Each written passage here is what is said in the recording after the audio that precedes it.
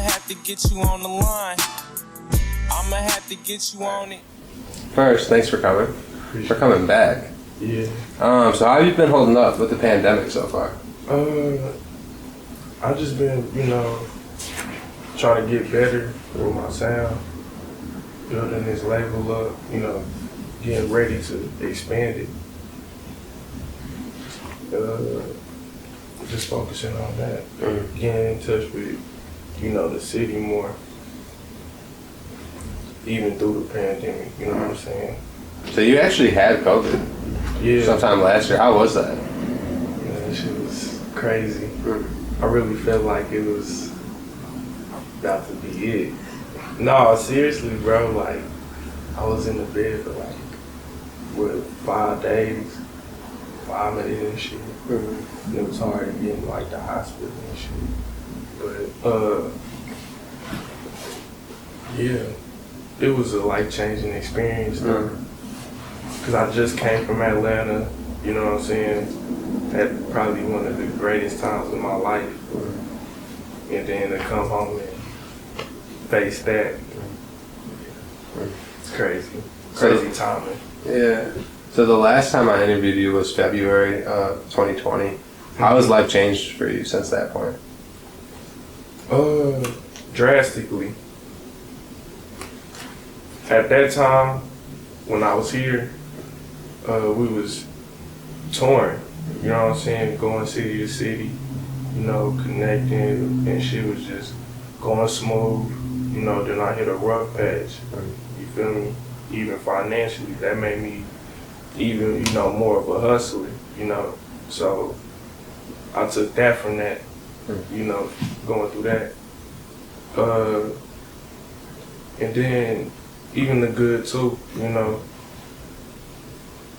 I got my label together now, so I'm looking to get other artists and even put out more. I'm comfortable enough to put out more music under myself, you know what I'm saying? Getting those pieces on my team. And I really been feeling the love in my city, bro, like feeling appreciated, and that too motivates me to put out more music. Just like, damn, y'all really want me, you know what I'm saying? So I'm gonna give it to y'all. So yeah, that's where I'm at now. So from listening to your music, right, it's clear that you're a student of the game. I've heard many references to J. Dilla, Nas, Kanye, etc. Did you have a friend or a family member that put you on to all these legends growing up, or how did you get in tune with all that? Well,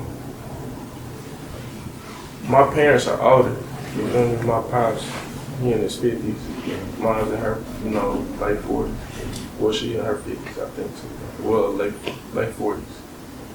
But, so, and even my family members were older, you know what I'm saying? So I would hear, old soul music constantly, religiously. So it was just, I know it. And even hip hop, I got an uncle, he was in, E40 and shit, so I was hip on that. And just from building my love over the time for music. And I got a friend too when I was in middle school, his name Julius, he actually put me on Kendrick, you know what I'm saying? Showed me Good Kid, Mad City, and from then on, cause I was always rapping. So he knew I was into rap music. But when I heard that made me go deeper into it. From there, and I just studied from then on, that's how I know all this shit, And I was reading the interview we did last year. And I forgot to ask at that time, but at what point did you first start making music? When did I first start making music? 8th grade. Well, really 6th grade. That's when I was really writing. I was in a rap group, and we had a performance at this little, they would gather 10 preteens and shit there, and we would party. And we did our first performance there, and from then on, it had a good turnout, and then from then on, I just stayed dedicated to the music. that's what got me into writing more for rap music, like learning how to count bars and shit. You know what I'm saying? Like, and how to read music too. I was in choir. You know, I always been in choir, 6th grade. Yeah, that helped too. So last year you dropped your new project. Can you talk about the creation process of that tape? Well, around like 2 years ago, I was planning to work on a project called Juvenile. And it really was just pieces of songs, and we kept adding on songs, taking them off, and then, you know, I was in the process of, you know, building up my team. It was just me and Jesse, you know what I'm saying? Like, finding people to, you know, bring on so we can, you know, get to that next level and actually accomplish what I envisioned, you know what I'm saying? Through that, I kept making music and drafts, you know what I'm saying? Unfinished music, really, that never got put out. And 3 months go by, then I make another collection of music that has nothing to do with the previous music. Add on, take off, shit get finished, shit don't get finished, you know. And then another 3 months go by. Now it's like, what, late summer. Now we like, oh, well, we got a body of music. And through that time, we was working with Jerron. And around this time, we was building Wasteland. We had the vision of creating Wasteland. And we had this collection of music, put it together, you know, post-production, got it mixed and mastered, came up with a marketing strategy to put it out, got in touch with my people, you know what I'm saying? Like, just even with the merch, you feel me? I was pulling up on people, giving them my merch instead of trying to be online with it, even through the pandemic. Even that may have not been the smartest idea, but, you know, I really felt like it did more than if I did do it online. You know what I'm saying? So I just let it all come together through that. And then that's how we got with Love Our Faith. We was working with a lot of, you know, entrepreneurs in the city too, you know what I'm saying, through the process. And even, who was we just working with, man? Operation Breakthrough. Yeah. We was doing some work with them. We donated some diapers and some money for, they got a music program, so for headphones, you know what I'm saying? That was also in the process. What made you decide to title it With Love Not Faith? So, With Love by Faith, that's how I got to where I am, you know what I'm saying? It's really to introduce where I'm about to head into my career, you know. More so of an introduction, right? On the project, I get real personal, you know what I'm saying? Even at times religious, where I'm talking about my relationship with God, you know? Like, with love, I'm all about love. That's how I always navigate. Even through a city filled with hatred, you know, as close as I am to it, you know what I'm saying, I apologize. Drug dealers, killers, you know what I'm saying? Like, it's nothing to be proud of, it's nothing to idolize, but it is what it is. And I always stay true to myself, you know what I'm saying? I grew up in the church, you know, I may not have always believed everything that came out of what they were teaching me, you know what I'm saying? But I knew I was taking what was right, what was wrong. I knew what was right, what was wrong. I felt it. So that's how deep that gets. So that would be. So the song Kansas City State of Mind instantly stuck out to me. You talk about the inspiration behind that song. It gave me definitely like the New York State of Mind kind of vibes. Yeah. Like I said, I study hip hop. Grew up hip hop, New York. So I just always dug for who created this shit. You know what I'm saying? What built off from it. I've always felt like Mase had one of the cleanest flows of all time. Him, Jay-Z, of course. But Mase, I just felt like that was like my, inner spirit, how he floated on the beat, man. So,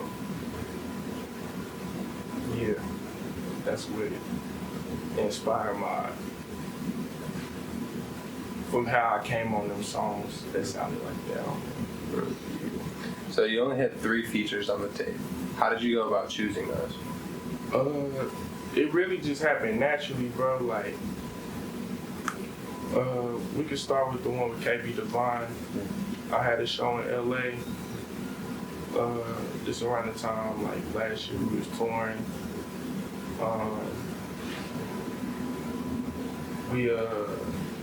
I was headlining the show with him, right?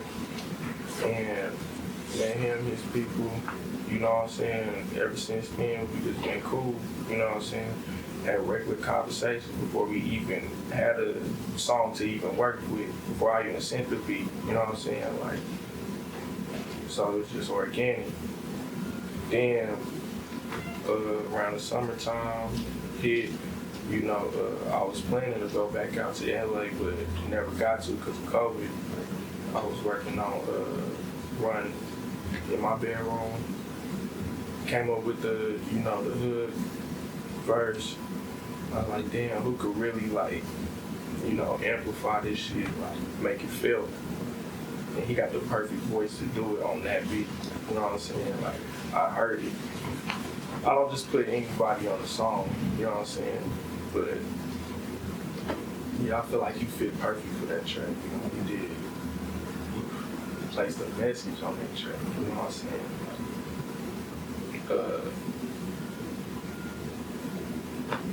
Nisa, she's from Kansas City, you know what I'm saying? But she's always lived in LA.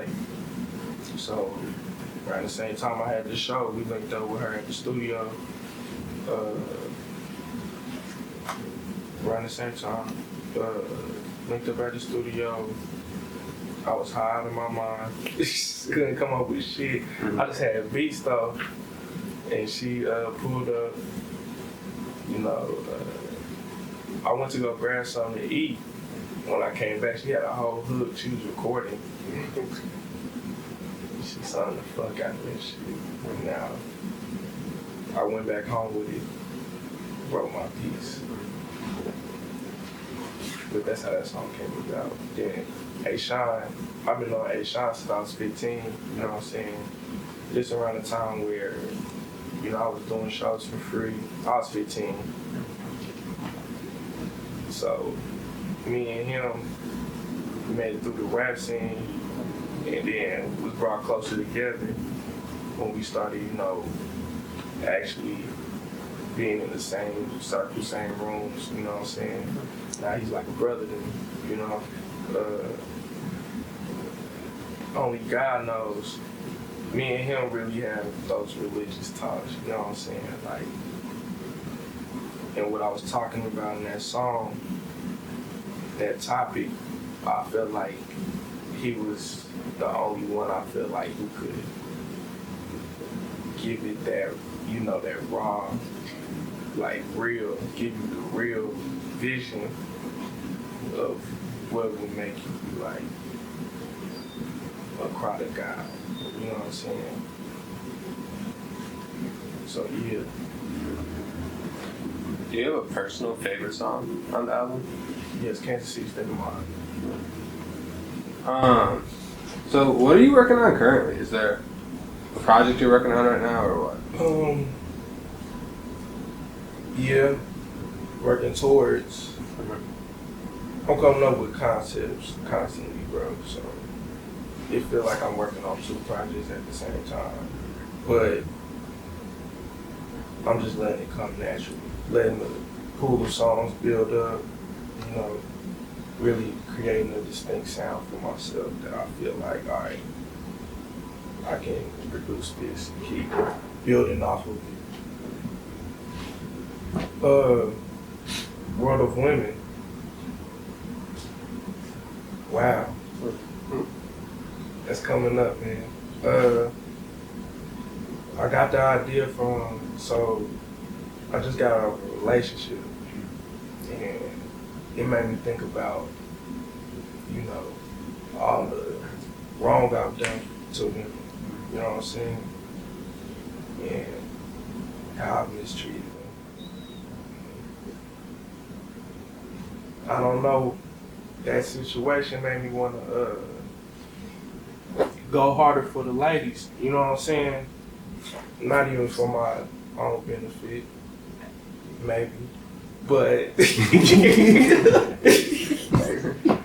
no, I love women though. I feel like I do need to, you know, represent the ladies, like from the, you know, the man form, you know what I'm saying? So yeah, we're going into that. I don't want to speak too much on it. I'm also working on a project called Chroma. That's coming later. Just keep that word in mind, Chroma. Who are some artists out of Kansas City that we should be on the lookout for? A-Shine, Southside Dane, who else I'm fucking with? Zeph, D-Walk. It's like, bro, it's so many though, you know what I'm saying? That's who I'm working with currently. DMTO. It's a few men, like Ray Money. He in jail right now, free brother. You know what I'm saying? You said who else? Calais 246. Southside Dane, D-Walk, DMTO, Amir Wayne, who else? Ray Money, free bro. A-Shine, Zed France, and the list goes on, bro. Like, it's really too many to count. NB58. Yeah. It's a lot. Like, when y'all get the chance, bro, like, do the research. What are some ways that you think Kansas City's music community could improve? I feel like, you know, we taking the steps to do it. Like, a lot of people are just working together. Like, for example, like, we just put together Wasteland Sessions, where we brought, like, all the producers. And this is hard to do, bro. Like, we come from a city where 10, 15 years ago, you couldn't do this, you know what I'm saying? Like, because of politics in the streets or, you know, people just not wanting to work with each other, you know, crab in the barrel mentality, you know what I'm saying? Like, we come from that. But we're growing out of that. This new generation of artists is leading the pack to grow out of that, you know what I'm saying? Now everybody's working together. Now, I feel like who I am in my city, like my influence, I had to do it because I don't know who else could have done it. How many artists you had in there? Like 50, bro? We had like 50 artists, producers. 20. No matter what status, you got a plaque or not, they came. You know what I'm saying? You know, we got like 8, 9 tracks that night. It was New Year's Eve. We had a party. We got told. For sure. But yeah. And outstanding news, we about to release the first track soon too, under Wasteland. So be on the lookout, please. Inspired by the homie Manny. He worked on the Dreamville sessions. He A&R'd them, so he's bringing all the producers and shit together. Who are some artists that you want to work with in the future? You know, Don people. Yeah. We gonna get that. Who else? I would love to work with Brink, Baby King. You know what I'm saying? Who else I fuck with? SZA. That's the dream girl. She really has like the song of this generation right now. Good Days. She making some music. Shout out to the Neptunes. They really making music for this generation right now. And the last question I have for you is, where do you see yourself in 5 years? Where do I see myself in 5 years? I see myself. I'm trying to paint the picture for you. Okay. I see myself in all black silk, you know, all black silk, my nigga. You feel me? You feel it? The attachment can make you stick around, but you belong to the streets and I gotta hit the town. And you